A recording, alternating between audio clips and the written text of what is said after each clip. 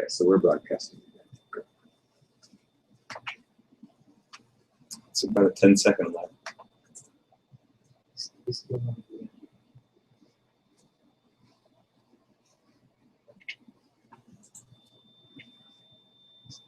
Yeah.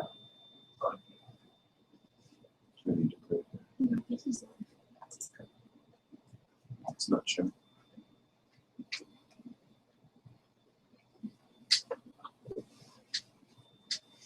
We're back in the room. Welcome back, everybody. So in the meantime, I got some questions that Omar here was giving me. So let me go over some of the questions that I got. He's giving it to me on these little pieces of paper that I get. So there was a question from Joshua, and the question was, let me read the question. Synchronization usually require knowing suppliers' cost, which they do not always willing to share. How to make it work? So first of all, clearly suppliers are not willing to share the cost because it's a competitive advantage. However, for any items, if you have engineering capability, you can build engineered cost. You can go back and build what is known as should cost model. Something, how much should it cost? You can also check it against the financial disclosures of the supplier, and around there you will get an estimate of the cost. It's not going to be 100%, but we are talking here in general about an approach that works on the average. So you don't have to be exactly know what the cost is, but you have to know the range where the supplier cost lies in order to go through a synchronization. And I hope this answers Joshua's question, who is in the aero and astro industry. There was another question from Park Age, who talked about who asked about the difference between English auction and second price auction. Well, English auction is a second price auction. Let me explain the mechanism of an English auction. The bidders bid up as the auctioneer is calling higher and higher price. What happens at the end when the last one drops? The one staying does not keep going up. His value or her value may be much higher than the price that he is quoting, that the bid is quoting, but we'll never know what his value is. He is paying the price where the last guy dropped. That's the price that he is paying. So English auction, by its very nature, is a second price auction. Now, there's an approximation here because usually we talk about continuous variable. The bids are continuous, and in this case, what I say is just the same. When the bids are in integer amount, there may be a small difference. But the idea is that English auction is a second price auction, and I hope this explains.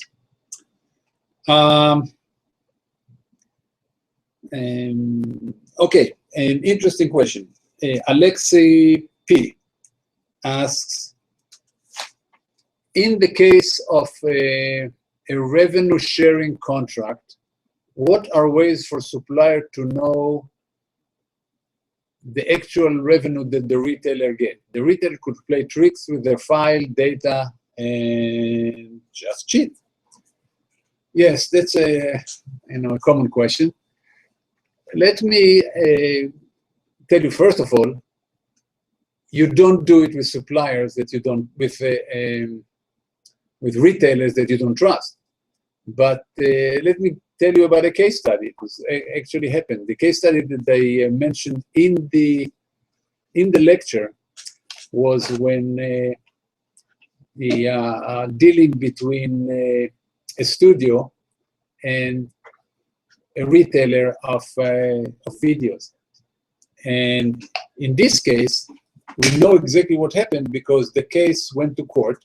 It was a case between Paramount, which was the studio, and Blockbuster, which was renting video. The case went to court because Paramount, who was the supplier, said, we're not, or the the people who brought the lawsuit, which were a group of small stores, small video rental store in Texas and California, they brought the suit, and their argument was that the studio, Paramount, should offer them the same deal. But the studio said, yeah, it's not that we are against the small one. We'll offer anybody the same deal if they are being audited by one of the 4 large auditing firms, if they're using an ERP to run all their finances, if they file actual financial statement, then we know exactly what is going on. It is not that we are against the small one, but they have, since they are not audited by any of the large firms, we don't believe that some audit by somebody's brother-in-law is as good as one of the large auditing firms. So in that case, simply the use of the audit was the mechanism in order to enforce the payment. Now I should say that the supplier does not have to wait until the end of the year until audit comes out, because in this case the retailer will keep accruing every time they rent, in this case, rent a video, they will accrue the charge that has to go to the supplier. So they're continuously accruing and paying. And then at the end of the year, the supplier can check them. That's how it's done. Omar D asked a question about the profit sharing versus revenue sharing. The idea, the question is, why not share profit? Why share revenue? Well, this actually dovetailed very nicely after the last question, because actually profits are much easier to manipulate than revenue. Revenue is the money that comes in. How much do you show as profit in this year, in this category? There are very famous cases in Hollywood between very famous actors and the studio, when the actors were in the contract, were supposed to get a percentage of the profit from the movie that they participate in, and they found out that the studios actually do their profit in general, not per movie, but over all the winners and losers. So people who participate, or actors who participate in very great movies that made a lot of money, were not getting their share of the profit because of the way profits were calculated. So profits are something that can be manipulated, much harder to manipulate revenue. Comes in. That's why most of these cases we do revenue sharing. It's a very practical reason. It's not a theoretical reason. It's because.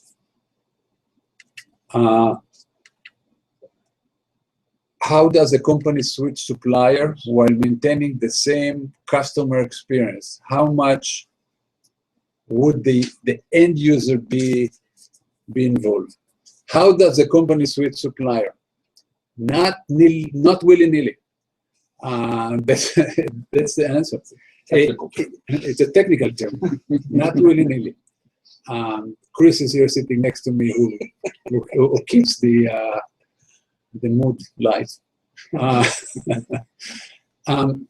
The point is as follows.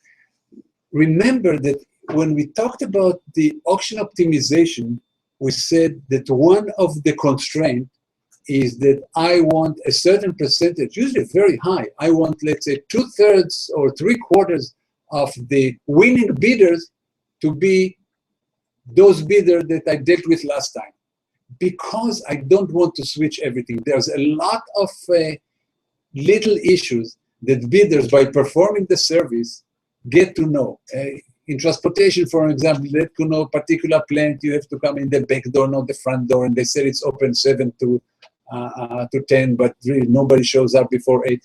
A lot of little things that are unwritten, that are reasons why you don't want to switch quickly between suppliers. You also want, if you are, and I guess the question comes from somebody who is in the so-called middle of the chain, you maintaining the same customer experience. That's why you don't, as I said, that's why you don't change everything at once.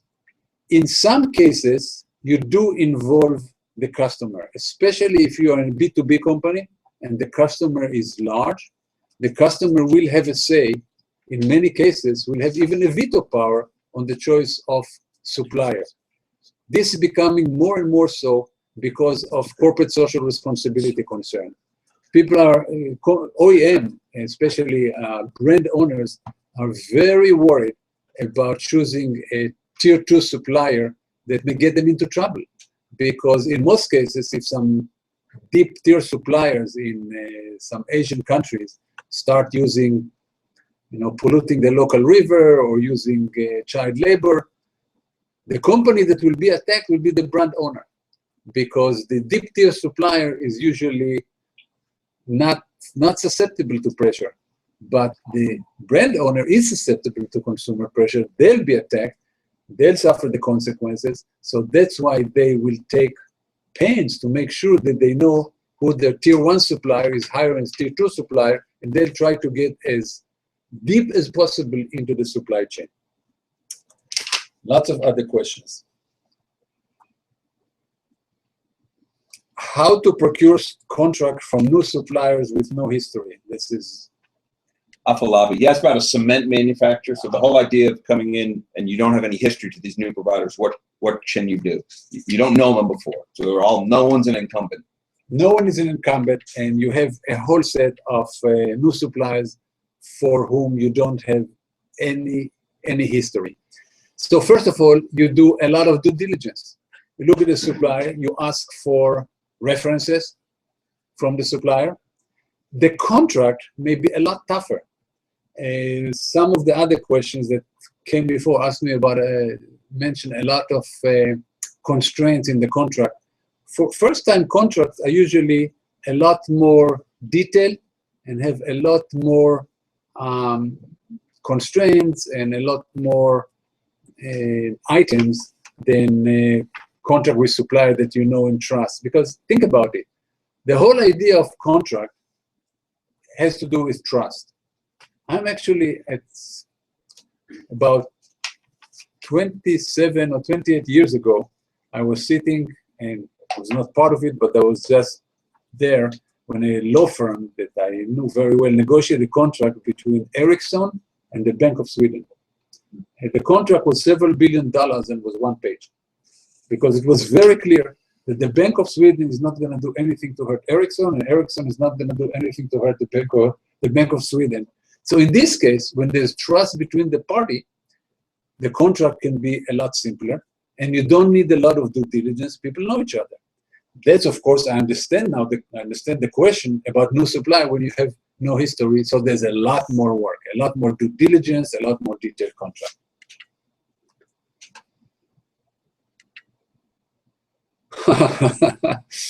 Have you ever participated? There's another question that says, have you ever participated in an auction where the buyer was irrational? Never. Aside from the people who are sitting in this room, most people are rational. But the answer is actually yes. People in many cases get caught in the competition of the contract, and actually it's even worse for companies.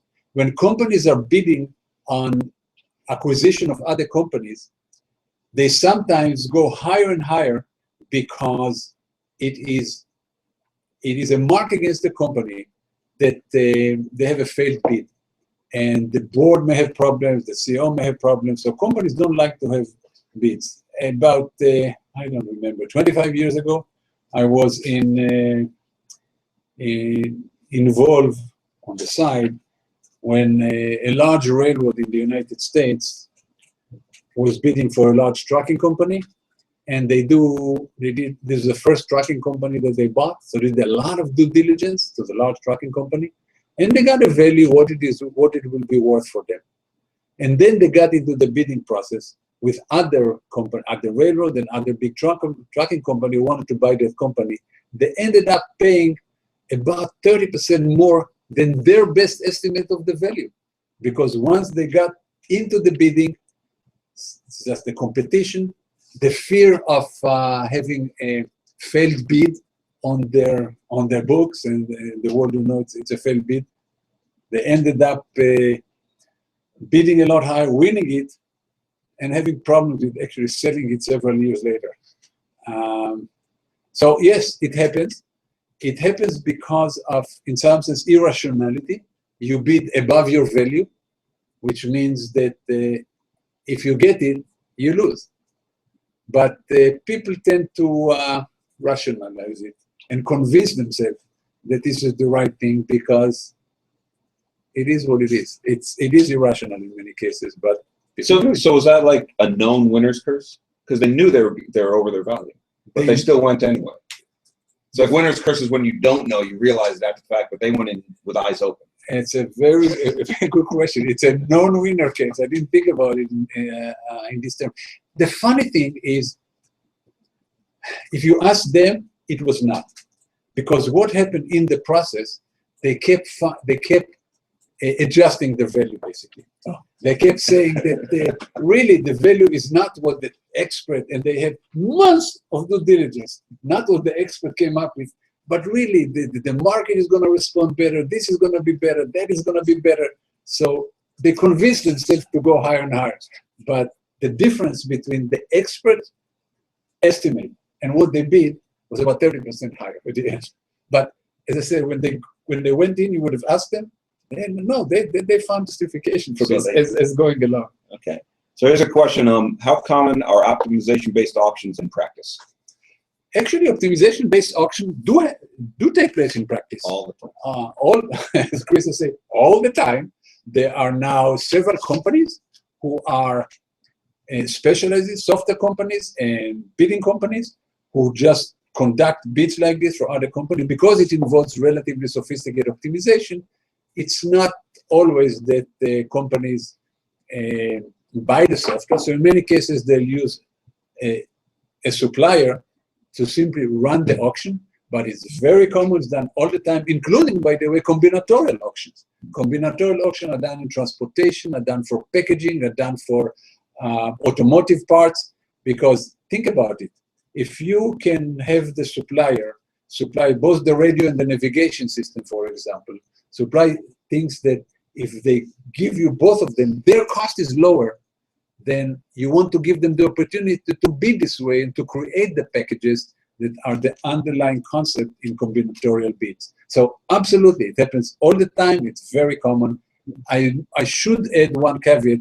I know it's very common in the United States.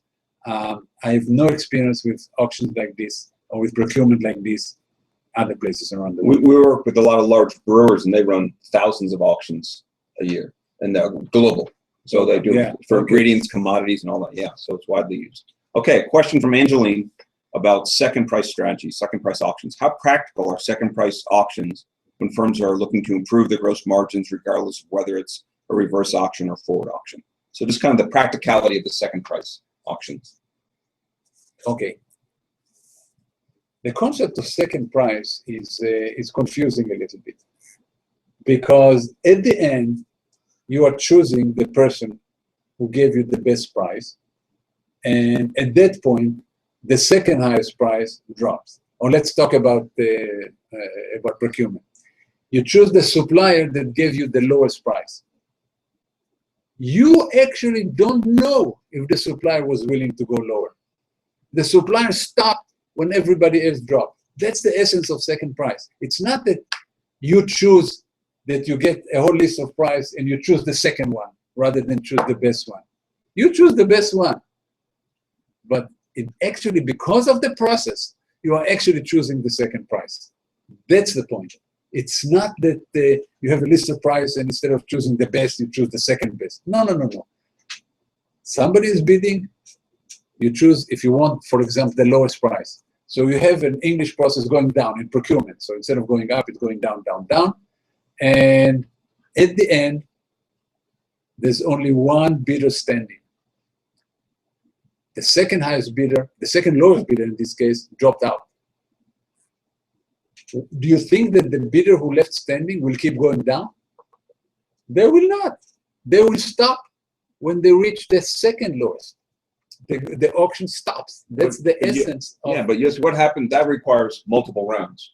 Yes. In your business. So what about the single round, sealed bid kind of thing? That's why single bid is called first price auction. It's not called second price So auction. you can do a second price auction with a sealed bid. You can do a second price auction with a sealed bid. I've not seen it in practice. It's not seen it in practice. You can do it. It's not seen in practice. It's confusing the idea. Some people suggested to do sealed bid auction with second price because they thought that this will encourage people to bid lower and lower. Let's say if you're talking about procurement auction, if you tell that the bidder will not have to pay their own price, but they have to pay only the second lowest price, then it will encourage them to bid very aggressively. It's a concept we have never seen it in practice. Do you remember? I actually presented it to a bunch of trucking companies in 1997. You were in the room with Tom and everything, and they laughed at me because I was still a PhD student, and I presented it, and they said, "Yeah, this guy will never work in trucking industry." I should say for people who don't realize it that at the time, Chris was a PhD student and I was a supervisor. So, and his thesis was about the topic of combinatorial auction, which later on we both started a company that actually developed software to do combinatorial auction, But not second price. but not second price, not second price. Right. Yes. All right, I think we're out of time at this point. So thank you, everyone. Just like last time, we'll keep the discussion, the session, the breakout rooms open for a number of hours. I know a number of you continue to chat. We'll close it later this afternoon in a couple hours. But thank you for joining us, and we'll have another one. We'll send an announcement in about 2 weeks, mainly to talk about the case study that we're going to launch next Wednesday that you'll learn all about. All right, thanks a lot, guys. See you, everybody. Take care.